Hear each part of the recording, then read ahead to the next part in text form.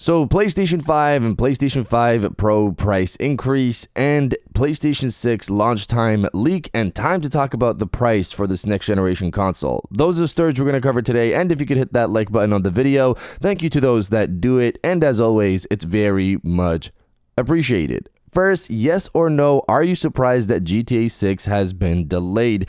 It was confirmed this morning, breaking news from Rockstar, that the game will now launch on May 26, 2026. It's finally got an exact release date. There's no time frame here. It's an exact date for next year, but obviously it's not fall 2025 anymore. Did that shock you? So comment below yes or no if you're surprised that GTA 6 was delayed or not. Let me know down in the comments below. Now, diving into the first story of the video, PS5 and PS5 Pro price increases. Reading from Twisted Voxel, PlayStation 5 and PlayStation 5 Pro may see a $100 to $200 price hike if Sony Interactive Entertainment follows Microsoft's Xbox tariff adjustment.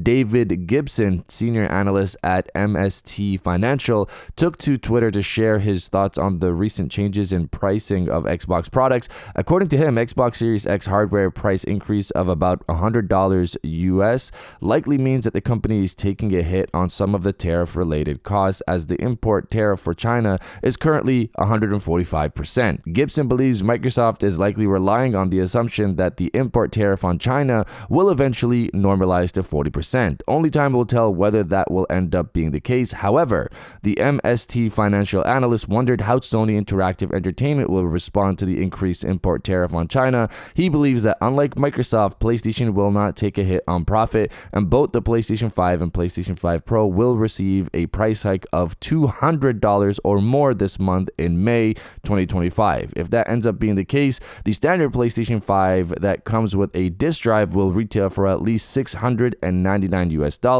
the existing price of the PlayStation 5 Pro, while the PS5 Pro will sell for at least $899 US. So right off the bat, sales matter to Sony. Console sales, they matter. It's not the profit on the console they care about. They care about the profit they make off the games that they sell, and obviously the DLCs, expansion, all the extra stuff they sell on top of those games. They care about this more than Xbox, because Xbox obviously is pushing for Game Pass, as that is their main focus for the service. They don't even care about console sales over there because they just want to get the games wherever anybody is playing.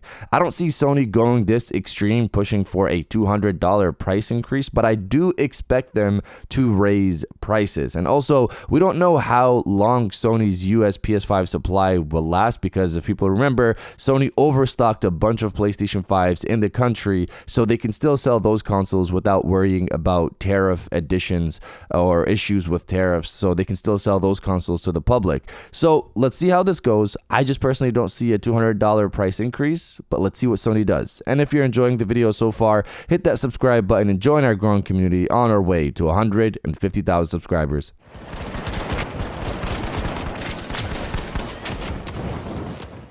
Now, diving into the final story of the video, the PlayStation 6 launch time leak and the price of the console. So this story is an interesting one because the prime focus of the news has been on the game we're going to be talking about.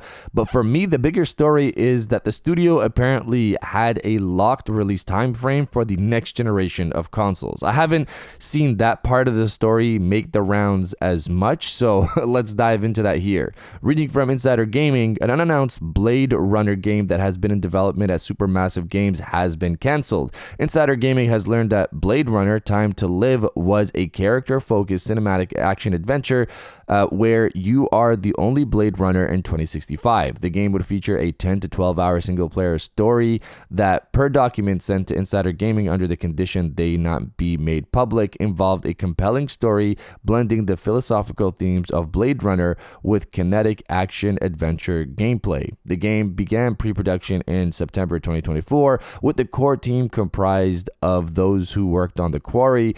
Pre-production was scheduled to end in March 2025, with the end of prototyping by September 2025. A full release was planned for September 2027 on PlayStation 5, Xbox Series XS, PC, and the Generation 10 Xbox and PlayStation systems. So that's the bigger focus for me here, because this is another push for the 2027 release timeframe. Obviously, we've covered on this channel what Kepler L2 has stated in that the PlayStation 6's first chip fabrication is happening later this year, unless, of course, things change. But if they don't and Sony goes along with it, then we could expect the PlayStation 6 to launch 2 years later, which would land it in holiday 2027. It seems as though developers who are currently making games set for late 2027 probably have some information from Sony or Microsoft as to that is when they plan to release these consoles, so maybe get your games ready for then.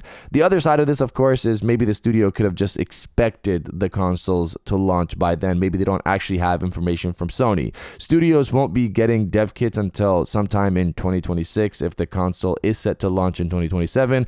I would assume Sony first party currently maybe have an idea of where the console is going to be in terms of power and features, but that's the case in terms of when this console could release and this new information coming from this canceled game, which is, to me, the bigger story, but it is what it is. Now let's talk about the price of the PlayStation 6. Looking at the base PlayStation 5, it's currently $449 and $499. If Sony does increase the prices, I believe it'll go up maybe $100 to $549 and $599. My thoughts were that the PlayStation 6 itself would cost $599 for the base console when it launches, or if it launches in 2027. But if these prices maintain for the PlayStation 5 up until then, of course, that's going to be difficult, I assume, to sell new hardware at $599 without losing a lot of money. So I'm wondering if now the console would go for $699 for the base console for the PlayStation 6, which would put it in line with, obviously, the current price of the PlayStation 5 Pro, which I expect to be discontinued pretty quickly after the PlayStation 6 launches and you just have the digital or slim PlayStation 5 and the disc drive is obviously out there.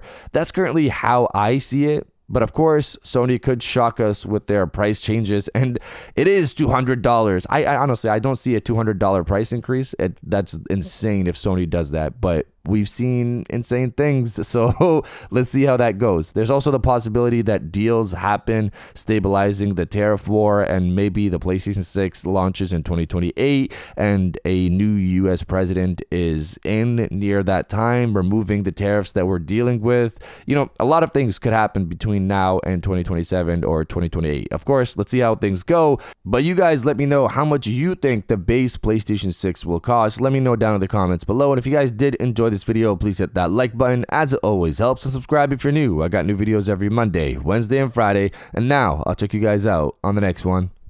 And welcome back to the after show. This is the part of the video where we have a little fun down in the comments below. If you're old, welcome back. If you're new, welcome. For today's thing, what I want you guys to do is the body, obliterate, destroy, and overall harass the comment section with time to drop the dates. Now, one of the positive things about GTA 6 getting an exact release date and delayed to next year is that now other developers can openly just share their release dates. It's not just summer 2025 or something like that. Now we can have actual release dates of when these games will finally launch.